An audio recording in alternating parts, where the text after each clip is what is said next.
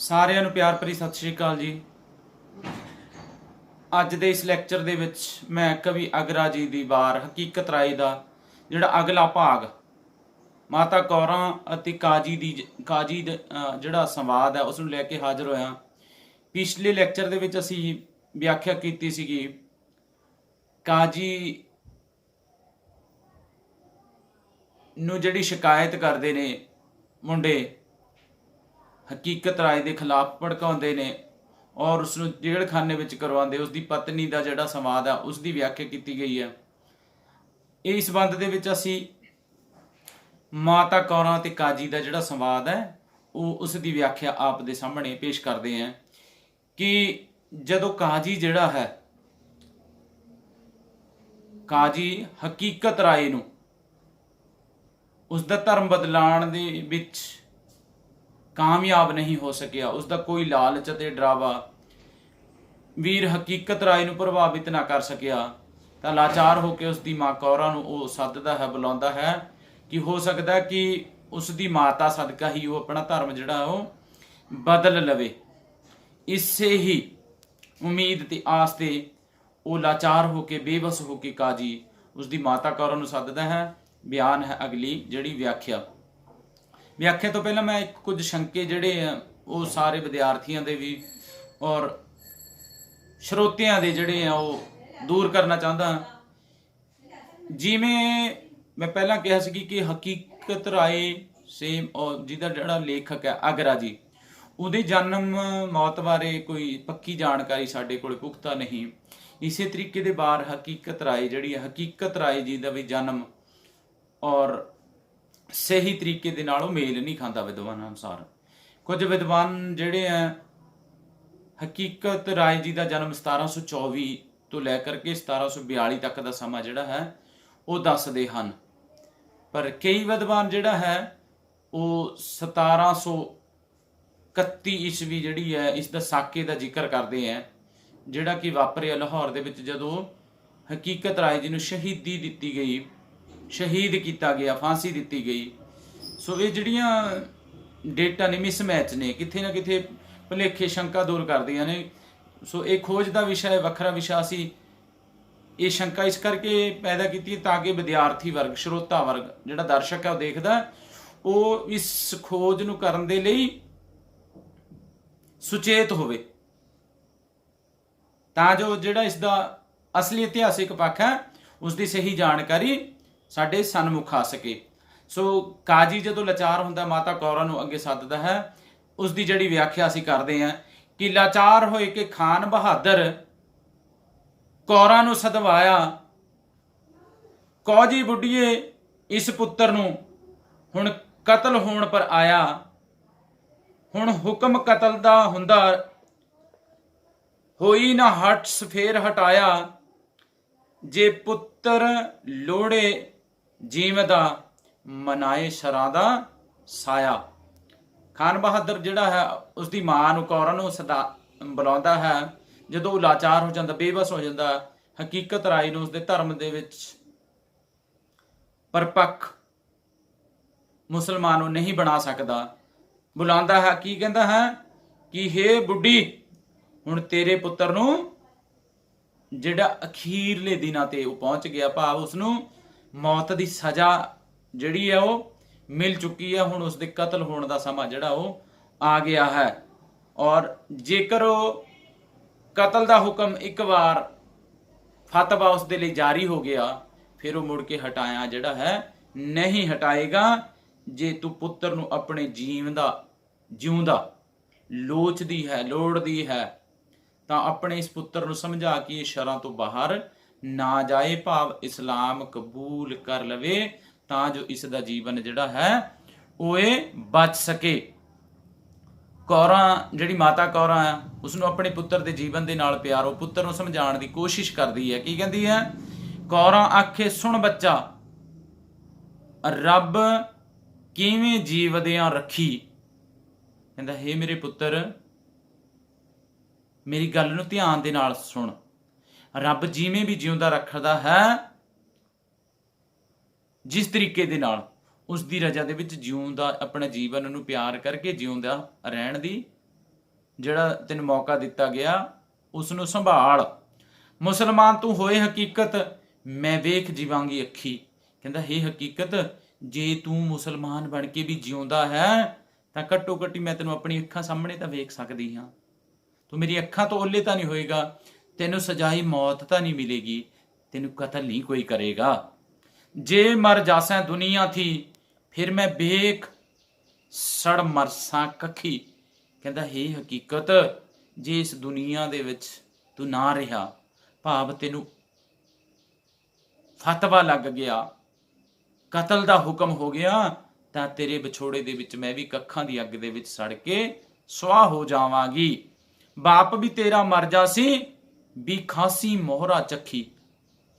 ਵੀ ਖਾਸੀ ਜ਼ਹਿਰ ਖਾਸੀ, ਮੋਹਰਾ ਵੀ ਜ਼ਹਿਰ ਨੂੰ ਕਹਿੰਦੇ ਨੇ। ਕਿ ਕੇਵਲ ਤੇ ਕੇਵਲ ਹੈ ਪੁੱਤਰ ਮੈਂ ਹੀ ਨਹੀਂ, ਸਗੋਂ ਤੇਰਾ ਬਾਪ ਵੀ ਤੇਰੇ ਵਿਛੋੜੇ ਦੇ ਦੁੱਖ ਦੇ ਵਿੱਚ ਜ਼ਹਿਰ ਖਾ ਕਰਕੇ ਆਪਣੀ ਜਾਨ ਜਿਹੜੀ ਆਪਣੀ ਜੀਵਨ ਲੀਲਾ ਖਤਮ ਕਰ ਲਵੇਗਾ। ਅੱਗੇ ਸੰਵਾਦ ਜਿਹੜਾ ਬੜਾ ਕਮਾਲ ਦਾ, ਇਸ ਸੰਵਾਦ ਦੇ ਵਿੱਚ ਜਿਹੜੀ ਦਰਦ ਹੈ ਵੇਦਨਾ ਬਹੁਤ ਅੱਬਲ ਦਰਜੇ ਦੀ। ਮੈਂ ਕਹਿੰਦਾ ਕਿ ਇਸ ਨੂੰ ਜਦੋਂ ਅਸੀਂ ਹਕੀਕਤ ਦੀ ਵਾਰ ਨੂੰ ਪੜ੍ਹਦੇ ਹਾਂ ਤਾਂ ਮਨ ਦੀ ਜਿਹੜੇ ਰੌਂਗਟੇ ਅੰਦਰੋਂ ਖੜੇ ਹੁੰਦੇ ਆ ਕਿ ਕਿਸ ਤਰੀਕੇ ਦੇ ਨਾਲ ਇੱਕ ਯੋਧੇ ਦੀ ਤਰ੍ਹਾਂ ਕੁਰਬਾਨ ਹੋਣ ਦਾ ਜਿਸ ਦੇ ਵਿੱਚ ਜਜ਼ਬਾ, ਉਹ ਕਿਵੇਂ ਨਕਾਰਦਾ ਇਹਨਾਂ ਸਾਰੀਆਂ ਗੱਲਾਂ ਨੂੰ। ਕਿਸ ਦੀ ਮਾਤਾ ਤੂੰ ਬੁੱਢੀ ਏ ਨੀ, ਕਿਉਂ ਬੋਲੇ ਮੁਖ ਬਕਲਾਨੀ। ਕਹਿੰਦਾ ਮੈਂ ਤੈਨੂੰ ਜਾਣਦੀ ਨਹੀਂ, ਕਿਸ ਦੀ ਮਾਤਾ ਹੈ ਬੁੜੀਏ ਤੂੰ। ਸੰਵਾਦ ਕਰਦਾ ਮਾਤਾ ਕੌਰਾਂ ਦੇ ਨਾਲ। ਹਕੀਕਤ ਰਾਏ ਬਾਲ, ਬਹੁਤ ਛੋਟੀ ਉਮਰ ਹੈ ਜੇ, ਬਹੁਤ ਬੜੀ ਉਮਰ ਨਹੀਂ, ਪਰ ਇੱਥੇ ਉਮਰ ਦਾ ਸਵਾਲ ਨਹੀਂ। ਜਦੋਂ ਅੰਦਰੋਂ ਜਜ਼ਬਾ ਪਿਆਰ ਦਾ ਹੋਏ ਨਾ, ਆਪਣੇ ਧਰਮ ਨੂੰ ਕੁਰਬਾਨ ਹੋਣ ਦੀ ਜਦੋਂ ਇੱਛਾ ਹੋਏ, ਫਿਰ ਉਮਰਾਂ ਦੀ ਗੱਲਾਂ ਨਹੀਂ ਹੁੰਦੀਆਂ। ਮੈਂ ਅਕਾਲ ਪੁਰਖ ਕਾ ਚੇਲਾ। ਕਹਿੰਦਾ ਮੈਂ ਅਲਖ ਪੁਰਖ ਕਾ ਚੇਲਾ ਹਾਂ, ਵਿੱਚ ਬੋਲੇ ਅੰਤਰਜਾਮੀ। ਕਹਿੰਦਾ ਹੇ ਮਾਂ ਨਹੀਂ, ਉਹਨੂੰ ਬੁੱਢੜੀ ਆਖ ਕੇ ਬੁਲਾਉਂਦਾ। ਕਹਿੰਦਾ ਹੇ ਬੁੱਢੜੀਏ, ਮੈਂ ਉਸ ਅਕਾਲ ਪੁਰਖ ਦਾ, ਉਸ ਪਰਮਾਤਮਾ ਦਾ ਚੇਲਾ ਹਾਂ, ਸ਼ਿਸ਼ ਹਾਂ, ਸਿੱਖ ਹਾਂ, ਔਰ ਮੇਰੇ ਅੰਦਰ ਉਹੀ ਅੰਤਰਜਾਮੀ ਜਿਹੜਾ ਹੈ ਉਹ ਵਾਰਤਾਲਾਪ ਕਰ ਰਿਹਾ ਹੈ। ਜਬ ਦਾਂਤ ਥੇ ਤਬ ਦੂਧ ਦਿਆ, ਉਹ ਪਾਲਣਹਾਰ ਸੁਆਮੀ। ਕਹਿੰਦਾ ਜਬ ਦਾਂਤ ਨਾ ਥੇ, ਜਦੋਂ ਇਹ ਮਾਂ ਦੰਦ ਵੀ ਨਹੀਂ ਸੀ ਨਾ ਮੂੰਹ ਦੇ ਵਿੱਚ, ਤਦ ਉਸ ਪਰਮਾਤਮਾ ਨੇ ਮੈਨੂੰ ਦੁੱਧ ਪੀਣ ਦੇ ਲਈ ਦਿਆ। ਉਸ ਪਰਮਾਤਮਾ ਨੇ, ਉਸ ਪਾਲਣਹਾਰ ਨੇ। ਜਬ ਦਾਂਤ ਦੀਏ ਅਨਾਜ ਦਿਆ, ਹਮ ਮਾਤ ਪਿਤਾ ਨਹੀਂ ਜਾਨੀ। ਜਦੋਂ ਕਹਿੰਦਾ ਉਸਨੇ ਦੰਦ ਦੇ ਦਿੱਤੇ, ਫਿਰ ਉਸਨੇ ਸਾਨੂੰ ਖਾਣ ਦੇ ਜਿਹੜੇ ਅਨਾਜ ਖਾਣ ਦੀ ਸੋਝੀ ਦਿੱਤੀ, ਅਨਾਜ ਖਾਣ ਨੂੰ ਦਿੱਤਾ। ਫਿਰ ਇਸ ਤਰੀਕੇ ਦੇ ਨਾਲ ਤੂੰ ਮੇਰੀ ਮਾਤਾ ਔਰ ਮੇਰਾ ਪਿਤਾ, ਕਿਹੜਾ ਕੌਣ ਰਿਸ਼ਤਾ, ਮੇਰਾ ਤੇਰੇ ਨਾਲ ਕੋਈ ਵੀ ਰਿਸ਼ਤਾ ਨਹੀਂ। ਮਾਤਾ ਦੁਖੀ ਹੋ ਕੇ ਅੱਗੇ ਸੰਵਾਦ ਜਿਹੜੀ ਰਚਾਉਂਦੀ ਹੈ, ਕਿਆ ਕਹਿੰਦੀ ਹੈ। ਮਾਤਾ ਆਖੇ ਸੁਣ ਬੱਚਾ, ਮੈਂ ਕਰਮ ਲਿਖਿਆ ਸੋ ਪਾਇਆ। ਕਿ ਹੇ ਮੇਰੇ ਪੁੱਤਰ, ਜੋ ਮੇਰੀ ਕਿਸਮਤ ਮਾੜੀ ਚੰਦਰੀ ਲਿਖੀ ਗਈ ਸੀਗੀ ਖੋਟੀ, ਮੈਨੂੰ ਆਪਣੇ ਮਾੜੇ ਕਰਮਾਂ ਦੀ ਲਿਖੇ ਹੋਏ ਦਾ ਹੀ ਜਿਹੜੀ ਸਜ਼ਾ ਮਿਲੀ ਹੈ। ਜੋ ਮੇਰੀ ਕਿਸਮਤ ਦੇ ਵਿੱਚ ਮਾੜਾ ਲਿਖਿਆ ਸੀ, ਉਸੇ ਦੀ ਹੀ ਮੈਂ ਸਜ਼ਾ ਜਿਹੜੀ ਹੈ ਮੈਨੂੰ ਪ੍ਰਾਪਤ ਹੋਈ ਹੈ।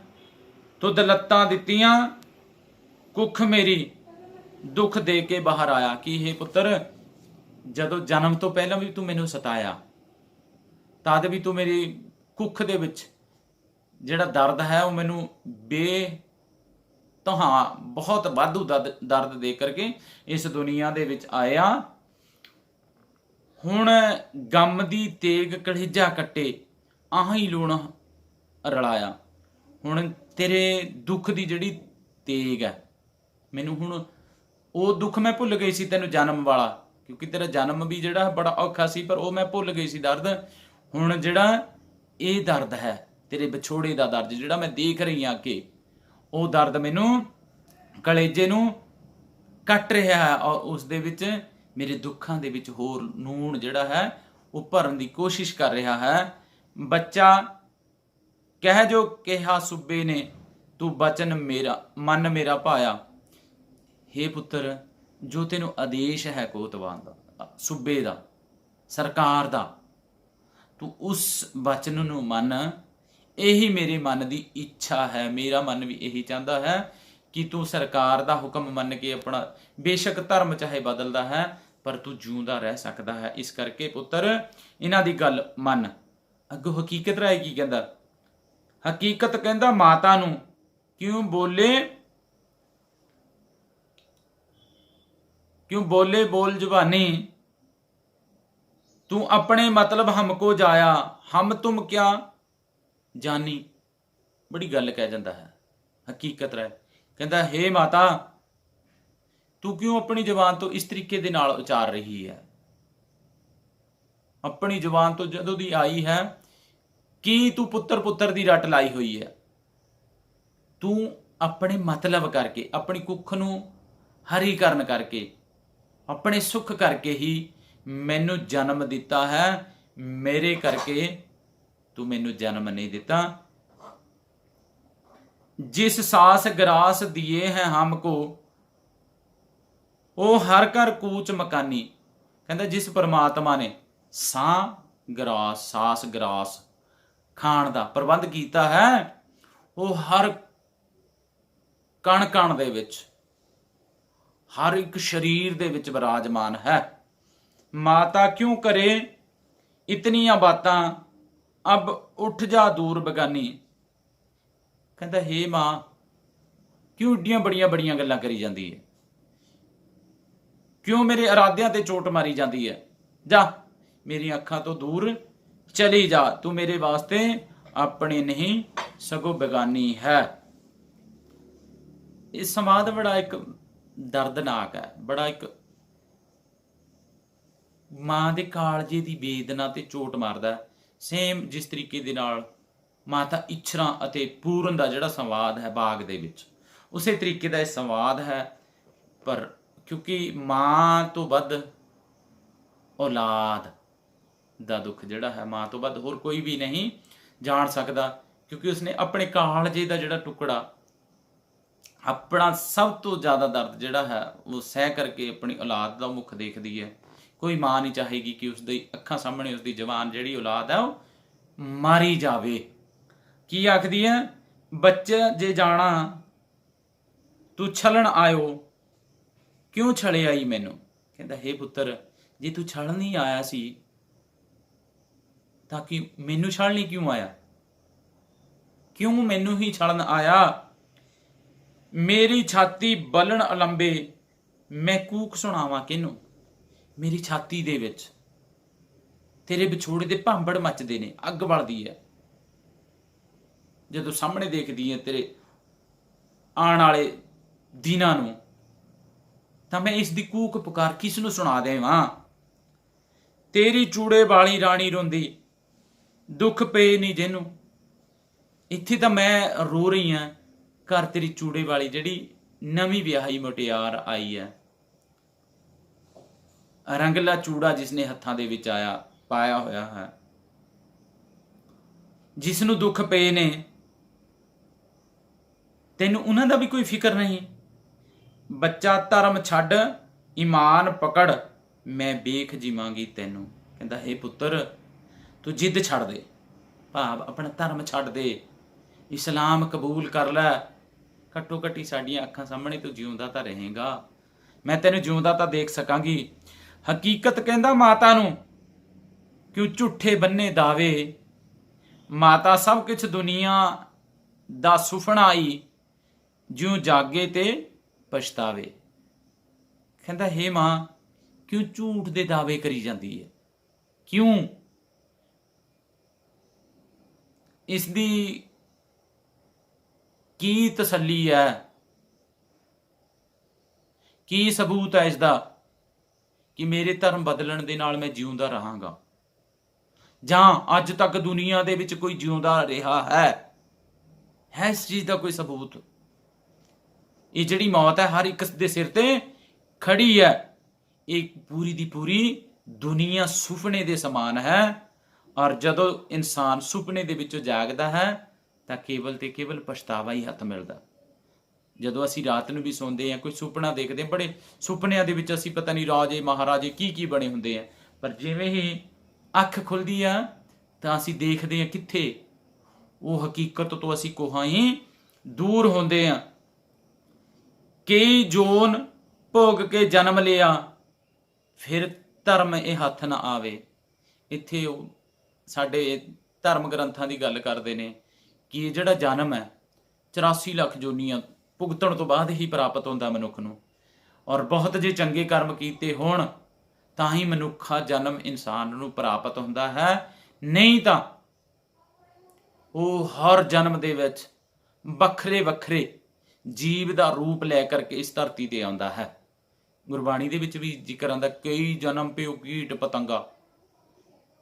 ਸੋ ਇੱਥੇ ਜਿਹੜਾ ਅਸੀਂ ਗੱਲ ਕਰ ਰਹੇ ਸੀ ਨਾ ਸ਼ੁਰੂ ਦੇ ਵਿੱਚ ਕਿ ਇਹ ਗੁਰੂ ਨਾਨਕ ਦੇਵ ਜੀ ਦਾ ਵੀ ਸ਼ਰਧਾਲੂ ਸੀ, ਇੱਥੇ ਗੁਰਮਤਿ ਦਾ ਪ੍ਰਭਾਵ ਸਾਨੂੰ ਦੇਖਣ ਨੂੰ ਮਿਲਦਾ। ਅਗਰਾ ਜੀ ਦੀ ਕਵਿਤਾ ਦੇ ਵਿੱਚ, ਵਾਰ ਦੇ ਵਿੱਚ ਕਹਿੰਦਾ ਇਹ ਜਿਹੜਾ ਜਨਮ ਹੈ ਹਕੀਕਤ ਰਾਏ, ਕਹਿੰਦਾ ਆਪਣੀ ਮਾਂ ਨੂੰ ਇਹ ਬਹੁਤ ਜਨਮ ਜਿਹੜੇ ਹੈ ਭੋਗ ਕਰਕੇ ਸਾਨੂੰ ਪ੍ਰਾਪਤ ਹੋਇਆ ਹੈ, ਫਿਰ ਮੈਂ ਇਸ ਜਨਮ ਦੇ ਵਿੱਚ ਵੀ ਆਪਣੇ ਧਰਮ ਤੋਂ ਕਿਉਂ ਡਿੱਗ ਜਾਵਾਂ, ਕਿਉਂ ਆਈ ਮੌਤ ਤੋਂ ਪਹਿਲਾਂ ਹੀ ਮਰ ਜਾਵਾਂ। ਮਾਤਾ ਧਰਮ ਰਾਏ ਜਬ ਲੇਖਾ ਮੰਗੈ, ਉੱਥੇ ਕੌਣ ਛਡਾਵੇ। ਇਸ ਦੁਨੀਆ ਦੇ ਵਿੱਚ ਤਾਂ ਤੂੰ ਕਾਜੀ ਦੀ ਸਜ਼ਾ ਤੋਂ ਮੈਨੂੰ ਬਚਾ ਲਏਂਗੀ, ਮੁਸਲਮਾਨ ਬਣ ਜਾਵਾਂਗਾ, ਮੇਰੀ ਜਾਨ ਬਚ ਜਾਏਗੀ, ਪਰ ਜਦੋਂ ਉਸ ਦੀ ਦਰਗਾਹ ਦੇ ਵਿੱਚ ਜਦੋਂ ਨਵੇੜਾ ਹੋਣਾ ਮਾਂ, ਉੱਥੇ ਮੈਨੂੰ ਕਿਸੇ ਨੇ ਨਹੀਂ ਛਡਾਣਾ। ਉੱਥੇ ਅਮਲਾਂ ਦੇ ਹੋਣੇ ਨੇ ਨਵੇੜੇ, ਕਿਸੇ ਨਾ ਤੇਰੀ ਜਾਤ ਪੁੱਛਣੀ। ਫਿਰ ਉੱਥੇ ਇਹ ਚੀਜ਼ ਨਹੀਂ ਮਾਂ ਮੇਰੇ ਤੋਂ ਕਿਸੇ ਨੇ ਵੀ ਪੁੱਛੀ ਜਾਣੀ। ਹੁਣ ਜਿਵੇਂ ਕਾਜੀ ਮਜਬੂਰ ਸੀ, ਮਾਂ ਵੀ ਮਜਬੂਰ ਹੋ ਜਾਂਦੀ ਹੈ ਆਪਣੇ ਪੁੱਤਰ ਨੂੰ ਮਨਾਉਣ ਦੇ ਵਿੱਚ। ਦੂਜੀ ਵਾਰੀ ਫਿਰ ਕਿਆ ਕਰਦੀ ਹੈ, ਉਹ ਪੱਲਾ ਜਿਹੜਾ ਹੈ ਪੱਲਾ ਅੱਡ ਲੈਂਦੀ ਹੈ ਅੱਗੇ। ਦੂਜੀ ਵਾਰੀ ਮਾਤਾ ਨੇ ਫਿਰ ਪੱਲਾ ਗਲ ਵਿੱਚ ਪਾਇਆ, ਆਪਣੇ ਗਲ ਦੇ ਵਿੱਚ ਪੱਲਾ ਪਾ ਕਰਕੇ ਬੇਨਤੀ ਕਰਦੀ ਹੈ, ਮੱਥਾ ਪਿੱਟ ਪਿੱਟ ਨੀਲਾ ਕੀਤਾ, ਅੱਖੀ ਨੀਰ ਚਲਾਇਆ। ਆਪਣੇ ਮੱਥੇ ਨੂੰ ਉਹ ਮਾਰ ਮਾਰ ਕੇ ਸੱਟਾਂ ਦੇ ਨਾਲ ਨੀਲਾ ਕਰ ਲੈਂਦੀ ਹੈ, ਔਰ ਅੱਖੀਆਂ ਤੋਂ ਨੀਰ ਜਿਹੜਾ ਹੈ ਨਦੀ ਵਾਂਗ ਵਗ ਤੁਰਦਾ ਹੈ। ਵਿੱਚ ਕਚਹਿਰੀ ਹੋਏ ਬਾਵਰੀ, ਉੱਚਾ ਕੂਕ ਸੁਣਾਇਆ। ਸੂਬੇਦਾਰ ਦੀ ਕਚਹਿਰੀ ਦੇ ਵਿੱਚ ਬਾਵਰੀਆਂ ਦੀ ਤਰ੍ਹਾਂ, ਝੱਲਿਆਂ ਦੀ ਤਰ੍ਹਾਂ, ਬੌਲਿਆਂ ਦੀ ਤਰ੍ਹਾਂ ਉੱਚੀ ਉੱਚੀ ਕੂਕਦੀ ਹੈ, ਪੁਕਾਰਦੀ ਹੈ, ਪਰ ਕਿਸੇ ਦੇ ਵੀ ਕੰਨਾਂ ਤੇ ਉਸ ਦੇ ਕੂਕ ਦਾ ਕੋਈ ਅਸਰ ਨਹੀਂ ਹੁੰਦਾ। ਕਿਸੇ ਦੇ ਮਨ ਦੇ ਵਿੱਚ ਵੀ ਉਸ ਦਾ ਤਰਸ ਜਿਹੜਾ ਹੈ ਉਹ ਨਹੀਂ ਆਉਂਦਾ। ਬੇਲੋਕਾ ਸਾਰਿਆਂ ਨੂੰ ਸੰਬੋਧਨ ਕਰਦੀ ਹੈ ਮਾਂ। ਬੇਲੋਕਾ ਮੈਂ ਦੁਖੀ ਪੀਪਲ ਪਾਲਿਆ ਸੀ, ਚੁਲੀਏ ਸੀ ਪਾਣੀ ਪਾਇਆ। ਆਪਣੇ ਪੁੱਤਰ ਦੀ ਜਿਹੜੀ ਤੁਲਨਾ ਪੀਪਲ ਦੇ ਨਾਲ ਕਰਦੀ ਹੈ, ਕਿਉਂਕਿ ਜਿਵੇਂ ਇਹ ਰੁੱਖ ਪਾਲਣੇ ਬੜੇ ਔਖੇ ਹੁੰਦੇ ਨੇ, ਉਸੇ ਤਰੀਕੇ ਦੇ ਨਾਲ ਪੁੱਤਰ ਵੀ, ਜਿਹੜੀ ਔਲਾਦ ਵੀ ਉਹ ਪਾਲਣੀ ਬੜੀ ਔਖੀ ਹੁੰਦੀ ਹੈ। ਕਹਿੰਦਾ ਮੈਂ ਇਸ ਪੁੱਤਰ ਨੂੰ ਚੂੜੀਆਂ ਦੀ ਤਰ੍ਹਾਂ, ਜਿਵੇਂ ਇੱਕ ਰੁੱਖ ਨੂੰ ਚੂੜੀਆਂ ਦੇ ਨਾਲ ਪਾਣੀ ਦੇ ਦੇ ਕੇ ਪਾਲਿਆ ਜਾਂਦਾ, ਮੈਂ ਆਪਣੇ ਪੁੱਤਰ ਨੂੰ ਵੀ ਬਹੁਤ ਦੁੱਖ ਸਹਿ ਕਰਕੇ ਪਾਲਿਆ ਸੀ। ਹਕੀਕਤ ਕਹਿੰਦਾ ਮਾਤਾ ਨੂੰ, ਤੂੰ ਨਾ ਹੋ ਜਗਤ ਦੀਵਾਨੀ। ਕਹਿੰਦਾ ਹੇ ਮਾਂ, ਇਸ ਦੁਨੀਆ ਦੇ ਨਾਲ, ਝੂਠੀ ਦੁਨੀਆ ਦੇ ਨਾਲ ਪ੍ਰੀਤ ਨਾ ਪਾ। ਹੇ ਮੇਰੀ ਮਾਂ, ਤੂੰ ਇਸ ਝੂਠੀ ਦੁਨੀਆ ਦੇ ਨਾਲ ਪ੍ਰੀਤ ਨਾ ਪਾ। ਇਹ ਮਾਤਾ ਕਿਸੇ ਦਾ ਪਿਤਾ ਨਹੀਂ, ਨਾ ਪੁੱਤਰ ਜਗਤ ਨਿਸ਼ਾਨੀ। ਕਹਿੰਦਾ ਇਸ ਦੁਨੀਆ ਦੇ ਵਿੱਚ ਕੌਣ ਕਿਸ ਦੀ ਮਾਤਾ, ਕੌਣ ਕਿਸ ਦਾ ਪਿਤਾ, ਔਰ ਪੁੱਤਰ ਕਿੱਥੋਂ ਦੀਆਂ ਨਿਸ਼ਾਨੀਆਂ ਜੱਗ ਦੇ ਵਿੱਚ। ਇੱਥੇ ਵੀ ਉਹ ਗੁਰਮਤਿ ਦਾ ਹੀ ਉਦਾਹਰਣ ਆਉਂਦਾ। ਜਦੋਂ ਗੁਰੂ ਗੋਬਿੰਦ ਸਿੰਘ ਜੀ ਦੇ 4 ਸਾਹਿਬਜ਼ਾਦੇ ਸ਼ਹੀਦ ਹੋਏ, ਫਿਰ ਉਚਾਰਨ ਕਰਦੇ ਨੇ, 4 ਮੂਏ ਤੋਂ ਕਿਆ ਹੁਆ ਜੀਵਤ ਕਈ ਹਜ਼ਾਰ। ਭਾਵ ਸਾਰਿਆਂ ਨੂੰ ਆਪਣਾ ਮੰਨਿਆ ਉਹਨਾਂ ਨੇ, ਆਪਣਿਆਂ ਨੂੰ ਨਹੀਂ। ਜੇ ਉਹ ਆਪਣੀ ਨਿਸ਼ਾਨੀ ਨੂੰ ਰੋਕਦੇ ਕਿ ਪੁੱਤਰਾਂ ਤੋਂ ਬਿਨਾਂ ਅੱਗੇ ਸਰਵੰਸ, ਅੱਗੇ ਕਿਵੇਂ ਚਲੇਗੀ ਦੁਨੀਆ, ਕਿਵੇਂ ਨਿਸ਼ਾਨੀ ਬਚੇਗੀ ਜੱਗ ਦੇ ਵਿੱਚ, ਨਹੀਂ। ਇੱਥੇ ਜਿਹੜੀ ਸ਼ਹੀਦ ਦੀ ਜ਼ਿੰਦਗੀ ਹੈ ਨਾ, ਉਹ ਸਦਾ ਵਾਸਤੇ ਇਤਿਹਾਸ ਦੇ ਪੰਨਿਆਂ ਦੇ ਵਿੱਚ ਲਿਖੀ ਜਾਂਦੀ ਹੈ। ਸ਼ਹੀਦ ਦੀ ਜ਼ਿੰਦਗੀ ਉਹ ਸਭ ਤੋਂ ਉੱਤਮ ਜਿਹੜੀ ਹੈ ਉਹ ਮੰਨੀ ਜਾਂਦੀ ਹੈ। ਸ਼ਹੀਦ ਦੇ ਅੱਗੇ ਪਿੱਛੇ ਕੌਣ ਹੈ, ਪਰ ਸ਼ਹੀਦ ਜਿਹੜਾ ਹੈ ਉਹ ਅਮਰ ਪਦਵੀ ਪ੍ਰਾਪਤ ਕਰ ਦਿੰਦਾ ਹੈ। ਆਪਣੀ ਮਾਂ ਨੂੰ ਕਹਿੰਦਾ ਕਿ ਹੇ ਮਾਂ, ਜਗਤ ਨੂੰ ਪਿਆਰ ਨਾ ਕਰ, ਦੁਨੀਆ ਨੂੰ ਪਿਆਰ ਨਾ ਕਰ, ਇਹ ਝੂਠੀ ਪ੍ਰੀਤ ਹੈ।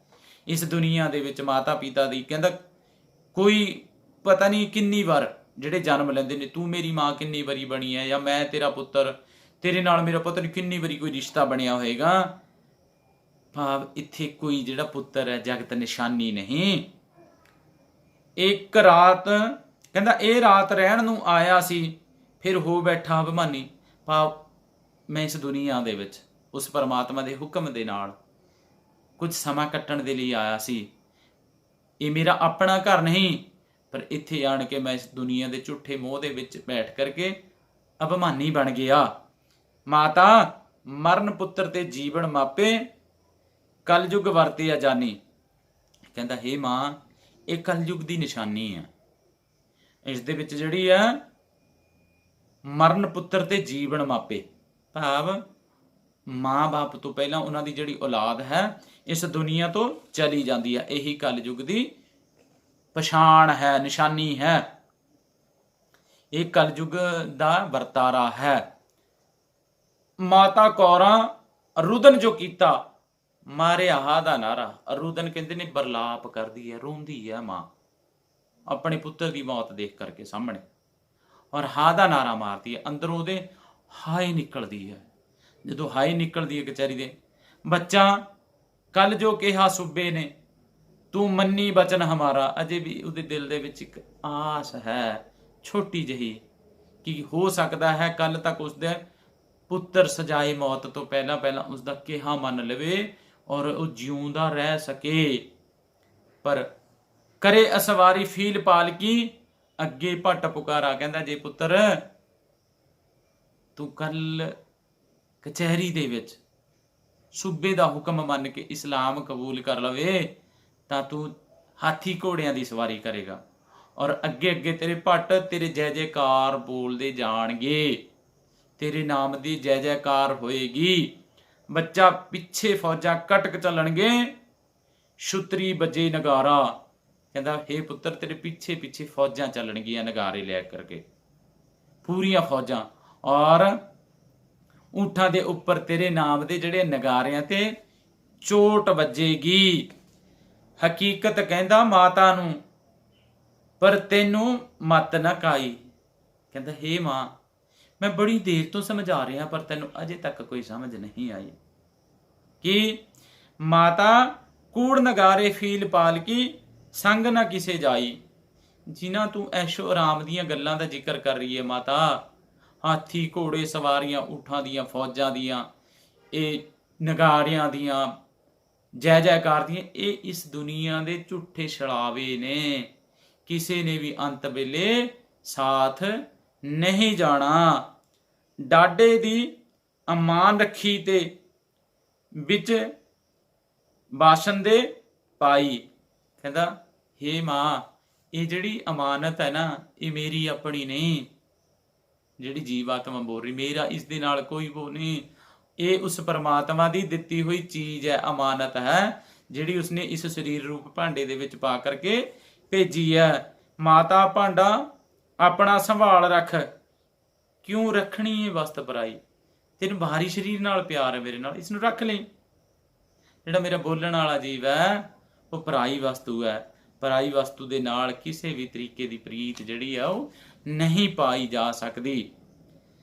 ਬੱਚਾ ਜਿਸ ਵੇਲੇ ਤੂੰ ਜਾਨ ਵੀ ਦੇਸਾਂ, ਮੈਂ ਵੀ ਨਾਲ ਮਰਾਂਗੇ। ਕਹਿੰਦਾ ਅੱਛਾ ਫਿਰ ਪੁੱਤਰ, ਜੇ ਤੂੰ ਨਹੀਂ ਮੇਰੀ ਗੱਲ ਮੰਨਦਾ, ਜਦੋਂ ਤੈਨੂੰ ਸਜਾਏ ਮੌਤ ਹੋਏਗੀ, ਕਤਲ ਦਾ ਹੁਕਮ ਹੋਏਗਾ, ਤਾਂ ਉਸ ਵੇਲੇ ਮੈਂ ਵੀ ਤੇਰੇ ਨਾਲ ਆਪਣੀ ਜਾਨ ਜਿਹੜੀ ਆ ਉਹ ਦੇ ਦਿਆਂਗੀ। ਛਾਲ ਮਾਰ ਚਿਖਾਂ ਵਿੱਚ ਪੌਸਾਂ, ਤੇਰੇ ਨਾਲ ਸੜਾਂਗੀ। ਕਹਿੰਦਾ ਮੈਂ ਤੇਰੇ ਨਾਲ, ਜਦੋਂ ਤੇਰੀ ਚੀਖਾ ਦੇ ਵਿੱਚ ਸੰਸਕਾਰ ਤੇਰਾ ਹੋ ਰਿਹਾ ਹੋਏਗਾ, ਚੀਤਾ ਦੇ ਵਿੱਚ ਤੈਨੂੰ ਅੱਗ ਲੱਗੀ ਹੋਏਗੀ, ਮੈਂ ਉਸੇ ਚੀਖਾ ਦੇ ਵਿੱਚ ਛਾਲ ਮਾਰ ਕੇ ਤੇਰੇ ਨਾਲ ਜਿਹੜੀ ਆ ਸੜ ਮਰਾਂਗੀ। ਗਲ ਵਿੱਚ ਜੱਫੀ ਪਾਏ ਲਿਆ, ਜਮ ਮਾਰਗ ਰਾਹ ਤੁਰਾਂਗੀ। ਕਹਿੰਦਾ ਹੇ ਪੁੱਤਰ, ਮੈਂ ਤੇਰੇ ਗਲ ਨੂੰ ਜੱਫੀ ਮਾਰ ਕਰਕੇ ਤੇਰੇ ਨਾਲ ਜਮ ਮਾਰਗ ਤੇ ਨਾਲ ਨਾਲ ਉਸੇ ਰਾਹ ਤੇ ਚੱਲਾਂਗੀ। ਕਿਉਂ ਭੰਨਣਾ ਏ ਮਿਹਨਤ ਮੇਰੀ, ਫਰਿਆਦ ਹਜ਼ੂਰ ਕਰਾਂਗੇ। ਮਿਹਨਤ ਭੰਨਣੀ, ਕਿਹੜੀ ਮਿਹਨਤ? ਕਿੰਨਾ ਸਮਾਂ ਲੱਗਿਆ, ਤੂੰ ਮੇਰੀ ਗਰਭ ਜੋਨ ਦੇ ਵਿੱਚ ਰਿਹਾ, ਗਰਭ ਦੇ ਵਿੱਚ ਕਿੰਨਾ ਦੁੱਖ ਸਹਿ ਕਰਕੇ ਆਪਣੀ ਢਿੱਡ ਦੇ ਵਿੱਚ ਰੱਖਿਆ, ਔਰ ਹੁਣ ਤੱਕ ਪਾਲਦਿਆਂ ਪਾਲਦਿਆਂ ਕਿੰਨਾ ਮੈਨੂੰ ਔਖਾ ਸਮਾਂ ਜਿਹੜਾ ਮੈਂ ਤੇਰੇ ਤੇ ਲਾਇਆ। ਉਸ ਪਰਮਾਤਮਾ ਨੂੰ ਘੱਟੋ ਘੱਟੀ ਇੱਕ ਬੇਨਤੀ ਤਾਂ ਕਰਾਂਗੇ ਕਿ ਮੈਨੂੰ ਕਿਹੜੇ ਜੁਰਮਾਂ ਦੀ ਸਜ਼ਾ ਦਿੱਤੀ ਹੈ। ਮਾਤਾ ਸੁਣੀ ਹਕੀਕਤ ਅਰਜਨ ਦੀ, ਜਿਉਂ ਦਰਦ ਪੁੱਤ ਕਰ ਝੜਿਆ। ਉਦਾਹਰਣ ਦੱਸਦਾ ਮਹਾਭਾਰਤ ਦੇ ਵਿੱਚੋਂ, ਜਦੋਂ 7 ਯੋਧਿਆਂ ਨੇ ਚੱਕਰਵਿਊਹ ਦੇ ਵਿੱਚ ਫਸਾ ਕਰਕੇ ਅਰਜਨ ਦੇ ਪੁੱਤਰ ਨੂੰ, ਅਭਿਮਨਿਊ ਨੂੰ ਕੋਹ ਕੇ ਮਾਰਿਆ ਸੀ, ਤੜਫਾ ਕੇ। ਉਸਦੇ ਕਿਸੇ ਨਾ ਉਠਾਲ ਦਿਲਾਸਾ ਦਿੱਤਾ, ਵਿੱਚ ਕਲਾਵੇ ਫੜਿਆ। ਕਹਿੰਦਾ ਹੇ ਮਾਂ, ਅਭਿਮਨਿਊ ਨੂੰ 7 ਦੁਸ਼ਮਣਾਂ ਨੇ ਘੇਰ ਕਰਕੇ ਕੋਹ ਕੇ ਮਾਰਿਆ ਸੀ ਅਰਜਨ ਨੂੰ। ਉਹ ਵੀ ਆਪਣੇ ਪੁੱਤਰ ਦੇ ਵਿਛੋੜੇ ਦੇ ਵਿੱਚ ਬਹੁਤ ਤੜਫਿਆ, ਪਰ ਕਿਸੇ ਨੇ ਵੀ ਉਸ ਨੂੰ ਜਿਹੜਾ ਕਲਾਵੇ ਦੇ ਵਿੱਚ ਪਿਆਰ ਦੇ ਨਾਲ ਲਿਆ ਕਰਕੇ ਦਿਲਾਸਾ ਨਹੀਂ ਦਿੱਤਾ। ਕਿਉਂ? ਜੰਗ ਦੇ ਮੈਦਾਨ ਦੇ ਵਿੱਚ ਸੀਗੇ ਸਾਰੇ, ਉੱਥੇ ਇਹ ਗੱਲਾਂ ਜਿਹੜੀਆਂ ਉਹ ਜਾਇਜ਼ ਵੀ ਨਹੀਂ ਸੀ। ਖਾਬ ਵਿੱਚ ਜਦ ਅਭਿਮਨਿਊ ਡਿਠਾ, ਦਿਲ ਨੂੰ ਧੀਰਜ ਧਰਿਆ, ਪਰ ਜਦੋਂ ਸੁਪਨੇ ਦੇ ਵਿੱਚ ਉਸ ਨੂੰ ਅਭਿਮਨਿਊ ਦੇ ਜਿਹੜੇ ਦਰਸ਼ਨ ਹੁੰਦੇ ਨੇ ਤਾਂ ਉਸਦੇ ਮਨ ਨੂੰ ਜਿਹੜਾ ਹੌਸਲਾ ਧੀਰਜ ਬਣਦੀ ਹੈ। ਮਾਤਾ ਕਈ ਵਾਰ ਹਮ ਮਾਤ ਪਏ, ਅਬ ਪੂਤ ਹਮੇ ਤੁਮ ਕਰਿਆ। ਕਹਿੰਦਾ ਹੇ ਮਾਂ, ਹੁਣ ਤੱਕ ਪਤਾ ਨਹੀਂ ਕਿੰਨੀ ਵਾਰੀ ਮੈਂ ਤੇਰੀ ਮਾਂ ਬਣਿਆ। ਇਹ ਜਨਮ ਹੈ ਕਿ ਮੈਂ ਤੇਰੀ ਕੁੱਖ ਤੋਂ ਜਨਮ ਲਿਆ ਹੈ। ਇਹ ਜਨਮ ਔਰ ਮਰਨ ਦਾ ਸਿਲਸਿਲਾ ਜਿਹੜਾ ਹੈ ਪਤਾ ਨਹੀਂ ਸਦੀਆਂ ਤੋਂ ਹੀ, ਜਦੋਂ ਤੋਂ ਕਿੰਨੀ ਵਾਰ ਚੱਲਦਾ ਆ ਰਿਹਾ। ਮੈਂ ਤੇਰੀ ਕੁੱਖ ਤੋਂ ਕਿੰਨੀ ਵਾਰ ਜਨਮ ਲਿਆ, ਜਾਂ ਤੂੰ ਮੇਰੀ ਕੁੱਖ ਤੋਂ ਕਿੰਨੀ ਵਾਰ ਜਨਮ ਲਿਆ ਹੈ, ਇਸ ਦਾ ਕੋਈ ਹਿਸਾਬ ਨਹੀਂ। ਮਾਤਾ ਆਖੇ ਸੁਣ ਬੱਚਾ, ਜੋ ਕਰਮ ਲਿਖਿਆ ਸੋ ਪਾਈਏ। ਕਰਮ ਦੀ ਗੱਲ ਆ ਜਾਂਦੀ ਹੈ, ਜਿਹੜੀ ਕਰਮ ਦੀ ਅਸੀਂ ਗੱਲ ਕਰਦੇ ਹਾਂ, ਕਿਉਂਕਿ ਸਾਡੇ ਕਰਮ ਫਿਲਾਸਫੀ ਬਹੁਤ ਕੁਝ ਕਰਮਾਂ ਦੇ ਉੱਤੇ ਨਿਰਧਾਰਿਤ ਹੁੰਦਾ। ਕਹਿੰਦਾ ਮਾਤਾ ਆਖਦੀ, ਕਹਿੰਦਾ ਅੱਛਾ ਬੱਚਾ, ਜੋ ਕਿਸਮਤ ਦੇ ਵਿੱਚ ਲਿਖਿਆ ਹੁੰਦਾ ਹੈ ਇਨਸਾਨ ਦੇ, ਉਹੀ ਉਸ ਨੂੰ ਪ੍ਰਾਪਤ ਵੀ ਹੁੰਦਾ ਹੈ। ਖਾਨ ਬਹਾਦਰ ਸਭ ਕੁਝ ਦਿੰਦਾ, ਜੇਕਰ ਜਨਮ ਬਟਾਈਏ। ਅਜੇ ਵੀ ਫਿਰ ਵੀ ਇੱਕ ਵਾਰੀ ਛੋਟੀ ਜਿਹੀ ਜਿਹੜੀ ਆਸ ਹੈ ਅਖੀਰਲੀ, ਉਸ ਦੇ ਉੱਪਰ ਉਸ ਨੂੰ ਰਹਿੰਦਾ ਹੈ। ਕਹਿੰਦਾ ਖਾਨ ਬਹਾਦਰ ਸਾਰਾ ਹੀ ਕੁਝ ਦੇ ਰਿਹਾ ਹੈ ਤੈਨੂੰ, ਉਸ ਦੇ ਬਦਲੇ ਦੇ ਵਿੱਚ ਜਨਮ ਹੀ ਬਦਲ ਰਿਹਾ ਤੇਰਾ, ਧਰਮ ਬਦਲ ਲਿਆ ਤੇਰਾ। ਹੁਕਮ ਕਰੋ ਫਿਰ ਬਸਤਰ ਪਹਿਰੋ, ਜੋ ਇੱਛਾ ਸੋ ਖਾਈਏ। ਹੁਕਮ ਮੰਨ ਲੈ, ਧਰਮ ਨੂੰ ਬਦਲ ਲੈ, ਇਸਲਾਮ ਕਬੂਲ ਕਰ ਲੈ, ਜਿਹੋ ਜਿਹੇ ਮਰਜ਼ੀ ਰੇਸ਼ਮੀ ਕੱਪੜੇ, ਜੋ ਤੇਰੀ ਇੱਛਾ ਹੈ ਸੋ ਖਾਣਾ, ਸਾਰਾ ਤੈਨੂੰ ਆਪਣੇ ਆਪ ਮਿਲੇਗਾ। ਬੱਚਾ ਮਾਣ ਜਵਾਨੀ ਖੁਸ਼ੀਆਂ ਕਰ ਲੈ, ਬੱਤ ਨਾ ਦੁਨੀਆ ਆਈਏ। ਕਹਿੰਦਾ ਹੇ ਪੁੱਤਰ, ਇਸ ਜਵਾਨੀ ਨੂੰ ਖੁਸ਼ੀਆਂ ਕਰਕੇ ਮਾਣ, ਕਿਉਂਕਿ ਵੱਤ ਨਾ ਦੁਨੀਆ ਆਈਏ। ਵੱਤ ਕਹਿੰਦੇ ਨੇ ਮੁੜ ਕਰਕੇ, ਵਾਪਸ ਇਸ ਦੁਨੀਆ ਦੇ ਵਿੱਚ ਤੇਰਾ ਆਣਾ ਜਿਹੜਾ ਹੈ ਉਹ ਨਹੀਂ ਹੋਵੇਗਾ। ਹੱਥ ਬੰਨ ਕੇ ਅਰਜ਼ ਕਰੇ ਫਿਰ, ਹੋਈ ਕੇ ਖਰਾ ਨਿਮਾਣਾ। ਹੁਣ ਆਪਣੀ ਮਾਂ ਨੂੰ ਹੱਥ ਖੁਦ ਜੋੜਦਾ, ਕਹਿੰਦਾ ਹੇ ਮਾਂ, ਮੈਂ ਤੈਨੂੰ ਬੇਨਤੀ ਕਰਦਾ ਹਾਂ, ਮੇਰੀ ਫਰਿਆਦ ਤੈਨੂੰ ਹੈ, ਬੇਨਤੀ ਹੈ, ਸੁਣ ਮੇਰੀ ਗੱਲ। ਕਿ ਮਾਤਾ ਬਖਸ਼ੀ 32 ਧਾਰਾਂ, ਬਖਸ਼ੀ ਹੱਥ ਦਾ ਖਾਣਾ। ਕਹਿੰਦਾ ਹੇ ਮਾਂ, ਮੈਨੂੰ ਤੇਰੇ ਦੁੱਧ ਦੀਆਂ 32 ਧਾਰਾਂ ਜਿਹੜੀਆਂ ਨੇ ਉਹ ਬਖਸ਼ ਦੀ, ਜਿਹੜਾ ਤੂੰ ਮੈਨੂੰ ਉਸ ਵੇਲੇ ਜਦੋਂ ਬਾਲ ਸੀ, ਮੈਂ ਆਪਣੇ ਹੱਥਾਂ ਦੇ ਨਾਲ ਖਾ ਨਹੀਂ ਸੀ ਸਕਦਾ, ਉਸ ਵੇਲੇ ਤੂੰ ਮੈਨੂੰ ਆਪਣੇ ਹੱਥਾਂ ਦੇ ਨਾਲ ਬੁਰਕੀ ਮੇਰੇ ਮੂੰਹ ਦੇ ਵਿੱਚ ਪਾਈ ਸੀ, ਉਹ ਬਖਸ਼ ਦੇਵੀਂ ਮਾਂ। ਇਹ ਦੁਨੀਆ ਸਭ ਫਾਨੀ ਹੈ, ਪਰ ਅਕਸਰ ਉੱਥੇ ਜਾਣਾ। ਇਹ ਦੁਨੀਆ ਪੂਰੀ ਦੀ ਪੂਰੀ ਮਾਂ ਫਾਨੀ ਹੈ, ਨਾਸ਼ਵਾਨ ਹੈ। ਹਰ ਇੱਕ ਇਨਸਾਨ ਨੇ ਆਖਰ ਦੇ ਵਿੱਚ ਉਸ ਦੇ ਹੁਕਮ ਅਨੁਸਾਰ ਉੱਥੇ ਪਹੁੰਚਣਾ, ਉਸ ਦੀ ਦਰਗਾਹ ਦੇ ਵਿੱਚ। ਮਾਤਾ ਰਾਜੀ ਹੋ ਕੇ ਰੁਖਸਤ ਕਰ, ਕਿਉਂ ਕਰਨੀ ਏ ਜ਼ੋਰ ਧੰਗਾਣਾ। ਕਹਿੰਦਾ ਹੇ ਮੇਰੀ ਮਾਂ, ਮੈਨੂੰ ਖੁਸ਼ੀ ਦੇ ਨਾਲ ਵਿਦਾਈ ਦੇ, ਦੁਖੀ ਹੋ ਕਰਕੇ ਮੈਨੂੰ ਇਸ ਦੁਨੀਆ ਤੋਂ ਜਾਣ ਦੀ ਇਜਾਜ਼ਤ ਨਾ ਦੇ, ਆਸ਼ੀਰਵਾਦ ਦੇ। ਕਿਉਂ? ਕਿਉਂਕਿ ਇਹ ਸੰਸਾਰ ਨਾਸ਼ਵਾਨ ਹੈ, ਇਸ ਦੁਨੀਆ ਦੇ ਵਿੱਚ ਕਿਸੇ ਨੇ ਵੀ ਸਦਾ ਵਾਸਤੇ ਨਹੀਂ ਰਹਿਣਾ। ਮਾਤਾ ਦੇ ਦਿਲ ਗਿਆਨ ਉਪਜਿਆ, ਰਾਮ ਰਾਮ ਕਰ ਬੋਲੇ। ਹੁਣ ਜਿਹੜਾ ਹੈ ਅਸਲੀ ਗਿਆਨ ਉਹ ਮਾਤਾ ਨੂੰ ਹੁੰਦਾ, ਮਾਤਾ ਦਾ ਆਣਾ ਇਸ ਦੁਨੀਆ ਦੇ ਵਿੱਚ ਸਾਰਥਕ ਹੋ ਜਾਂਦਾ। ਪੁੱਤਰ ਦੇ ਮੂੰਹੋਂ ਸੁਣੇ ਹੋਏ ਸੰਵਾਦ ਦੇ ਨਾਲ ਮਾਂ ਨੂੰ ਗਿਆਨ ਪ੍ਰਾਪਤ ਹੁੰਦਾ। ਜਿਸ ਗਿਆਨ ਪ੍ਰਾਪਤੀ ਦੇ ਲਈ ਇਨਸਾਨ ਪਤਾ ਨਹੀਂ ਕਿੰਨੇ ਸਦੀਆਂ ਤੋਂ ਤੜਫਦਾ ਰਿਹਾ, ਉਹ ਗਿਆਨ ਇੱਕੋ ਪਲ ਦੇ ਵਿੱਚ ਉਸ ਮਾਤਾ ਨੂੰ ਹੁੰਦਾ। ਮਾਤਾ ਦੀ ਜਿਹੜੀ ਅੰਤਰਾਤਮਾ ਦੀ ਦਿਵ ਦ੍ਰਿਸ਼ਟੀ ਹੈ, ਉਹ ਖੁੱਲ੍ਹਦੀਆਂ ਨੇ ਅੰਤਰ ਦੀਆਂ ਅੱਖਾਂ, ਤਾਂ ਉਹ ਉਹਨਾਂ ਦੇ ਨਾਲ ਹੀ ਗਿਆਨ ਹੁੰਦਾ। ਕਿਆ ਗਿਆਨ ਹੁੰਦਾ? ਮਾਤਾ ਦੇ ਦਿਲ ਗਿਆਨ ਉਪਜੇ, ਰਾਮ ਰਾਮ ਕਰ ਬੋਲੇ। ਮਾਤਾ ਨੂੰ ਗਿਆਨ ਹੋ ਗਿਆ ਆਪਣੇ ਪੁੱਤਰ ਦੀਆਂ ਗੱਲਾਂ ਤੋਂ, ਹੁਣ ਉਹ ਰਾਮ ਰਾਮ ਕਰਕੇ ਪੁਕਾਰਦੀ ਹੈ। ਇਹ ਮਹਾਂਪੁਰਖ ਹੈ ਭਗਤ ਰਾਮ ਦਾ, ਹਰਗਿਜ਼ ਜਰਾ ਨਾ ਡੋਲੇ। ਕਹਿੰਦਾ ਮੇਰਾ ਪੁੱਤਰ ਕੋਈ ਆਮ ਇਨਸਾਨ ਨਹੀਂ, ਇਹ ਉਸ ਪਰਮਾਤਮਾ, ਉਸ ਅਕਾਲ ਪੁਰਖ, ਉਸ ਰਾਮ ਦਾ ਚੇਲਾ ਹੈ, ਜਿਹੜਾ ਬਿਲਕੁਲ ਵੀ ਆਪਣੇ ਧਰਮ ਤੋਂ ਡੋਲਦਾ ਨਹੀਂ ਹੈ। ਇਸ ਪੁੱਤਰ ਦੀ ਕਰੀਏ ਸੇਵਾ, ਹੈ ਕੋਈ ਰਤਨ ਅਮੋਲੇ। ਇਸ ਅਜਿਹੇ ਪੁੱਤਰ ਦੀ ਤਾਂ ਸੇਵਾ ਕਰਨੀ ਚਾਹੀਦੀ ਹੈ। ਅਜਿਹਾ ਪੁੱਤਰ ਬੜੇ ਭਾਗਾਂ ਕਿਸਮਤ ਦੇ ਨਾਲ ਮਿਲਦਾ ਹੈ। ਇਹ ਬਹੁਤ ਅਮੋਲਕ ਰਤਨ ਹੈ ਜਿਹੜਾ ਉਸ ਪਰਮਾਤਮਾ ਨੇ ਮੇਰੀ ਝੋਲੀ ਦੇ ਵਿੱਚ ਪਾਇਆ ਹੈ। ਬੱਚਾ ਨਾਲ ਧਰਮ ਜਾਏ ਬੈਕੁੰਠ, ਲੈ ਲੈ ਠੰਡੇ ਝੋਲੇ। ਕਹਿੰਦਾ ਹੇ ਬੱਚਾ, ਆਪਣੇ ਧਰਮ ਨੂੰ ਨਾਲ ਲੈ ਕਰਕੇ, ਉਸ ਧਰਮ ਤੋਂ ਮੁਨਕਰ ਹੋ ਕਰਕੇ ਨਹੀਂ, ਆਪਣੇ ਧਰਮ ਨੂੰ ਨਾਲ ਲੈ ਕੇ ਉਸ ਬੈਕੁੰਠ, ਉਸ ਪਰਮਾਤਮਾ ਦੀ ਦਰਗਾਹ ਦੇ ਵਿੱਚ, ਉਸ ਅਕਾਲ ਪੁਰਖ ਦੀ ਦਰਗਾਹ ਦੇ ਵਿੱਚ ਜਾ ਕਰਕੇ ਠੰਡੇ ਝੋਲੇ, ਭਾਵ ਜੀਵਨ ਦਾ ਆਨੰਦ ਲੈ। ਉਸ ਦੀ ਦਰਗਾਹ ਦੇ ਵਿੱਚ ਜਿਹੜਾ ਹੈ ਬੈਕੁੰਠ ਦੇ ਵਿੱਚ ਸਥਾਨ ਪ੍ਰਾਪਤ ਕਰ, ਤਾਂ ਜੋ ਤੇਰਾ ਆਣਾ ਜਿਹੜਾ ਇਸ ਦੁਨੀਆ ਦੇ ਵਿੱਚ ਸਫਲਾ ਹੋ ਜਾਵੇ। ਕੌਰਾਂ ਆਖੇ ਸੂਬੇ ਨੂੰ, ਅਦਾਲਤ ਨਾਹੀਂ ਕਰੇਗਾ, ਅਜਰਾਇਲ ਜਵਾਨ ਕਢੇਸੀ, ਨਾਲ ਅਜਾਬ ਮਰੇਗਾ। ਸੂਬੇ ਨੂੰ ਗਿਆਨ ਹੋ ਗਿਆ ਸੀ, ਹੁਣ ਡਰ ਨਹੀਂ ਮਾਤਾ ਦੇ ਵਿੱਚ। ਪਤਾ ਪੁੱਤਰ ਨੇ ਚਲਿਆ ਜਾਣਾ, ਬੇਸ਼ੱਕ ਆਪਣੀ ਵੀ ਜਾਨ ਚਲੀ ਜਾਏ, ਬੇਸ਼ੱਕ ਚਲੀ ਜਾਏ, ਪਰ ਹੁਣ ਉਸ ਦਾ ਖਾਨ ਬਹਾਦਰ ਦੀਆਂ ਗੱਲਾਂ ਦਾ ਕੋਈ ਅਸਰ ਨਹੀਂ ਹੁੰਦਾ। ਸਗੋਂ ਖਾਨ ਬਹਾਦਰ ਨੂੰ ਕਤਲ ਕਰਨ ਦਾ ਜਿਹੜਾ ਹੁਕਮ ਉਹ ਦੇ ਦਿੱਤਾ ਸੀਗਾ, ਮਾਤਾ ਸੂਬੇਦਾਰ ਨੂੰ ਵੱਧ ਅਸੀਸਾਂ ਦਿੰਦੀ ਹੈ। ਕਿਆ ਦਿੰਦੀ ਹੈ? ਕੀ ਹੈ? ਖਾਨ ਬਹਾਦਰ ਜਾ, ਹੁਣ ਤੂੰ ਅਦਾਲਤ ਨਹੀਂ ਲਾ ਸਕੇਗਾ। ਭਾਵ ਤੇਰੇ ਵੀ ਆਖਰ ਦੇ ਜਿਹੜੇ ਅਖੀਰ ਦੇ ਦਿਨ ਆ ਗਏ, ਤੇਰੇ ਉੱਪਰ ਵੀ ਜਿਹੜਾ ਮੌਤ ਇਸੇ ਤਰੀਕੇ ਦੇ ਨਾਲ ਅਜਰਾਇਲ ਜ਼ਬਾਨ ਕਢੇ ਸੀ। ਅਜਰਾਇਲ ਮੌਤ ਦੇ ਫਰਿਸ਼ਤੇ ਨੂੰ ਕਿਹਾ ਜਾਂਦਾ ਇਸਲਾਮ ਧਰਮ ਦੇ ਵਿੱਚ, ਜਿਵੇਂ ਸਾਡੇ ਧਰਮ ਰਾਜ ਭੇਜਦਾ ਜਮਦੂਤਾਂ ਨੂੰ ਹਿੰਦੂ ਧਰਮ ਦੇ ਵਿੱਚ। ਅਜਰਾਇਲ ਕਹਿੰਦਾ ਜਦੋਂ ਤੇਰੀ ਜ਼ਬਾਨ ਕੱਢੇਗਾ, ਆ ਕਰਕੇ ਤੈਨੂੰ ਕਸ਼ਟ ਦੇ ਦੇ ਕਰਕੇ, ਤੜਫਾ ਤੜਫਾ ਕਰਕੇ ਉਹ ਮਾਰੇਗਾ। ਮੂੰਹ ਵਿੱਚ ਸਿਰ, ਉੱਪਰ ਗੁਰਜਾ ਮਾਰਨ, ਦੋਜ਼ਖ ਵਿੱਚ ਸੜੇਗਾ। ਗੁਰਜਾ ਕਹਿੰਦੇ ਨੇ ਕਸੂਨਾ ਦੀ ਤਰ੍ਹਾਂ ਜਿਹੜੀ ਗੁਰਜ। ਅਜਰਾਇਲ ਜਿਹੜਾ ਫਰਿਸ਼ਤਾ ਹੈ, ਉਹ ਮੌਤ ਵੇਲੇ ਤੈਨੂੰ ਕਹਿੰਦਾ ਤੇਰੇ ਮੂੰਹ ਤੇ ਗੁਰਜਾ ਮਾਰ ਮਾਰ ਕਰਕੇ, ਤੇਰੇ ਮੂੰਹ ਦੇ ਉੱਪਰੋਂ ਖੂਨ ਕੱਢ ਕੱਢ ਕੇ ਤੈਨੂੰ ਨਰਕ ਦੀ ਅੱਗ ਦੇ ਵਿੱਚ ਸੁੱਟੇਗਾ। ਤਾਂ ਰੱਬ ਤੋਂ ਵੀ ਪੁੱਛੇ ਅਦਾਲਤ ਕੀ ਜਵਾਬ ਕਰੇਗਾ।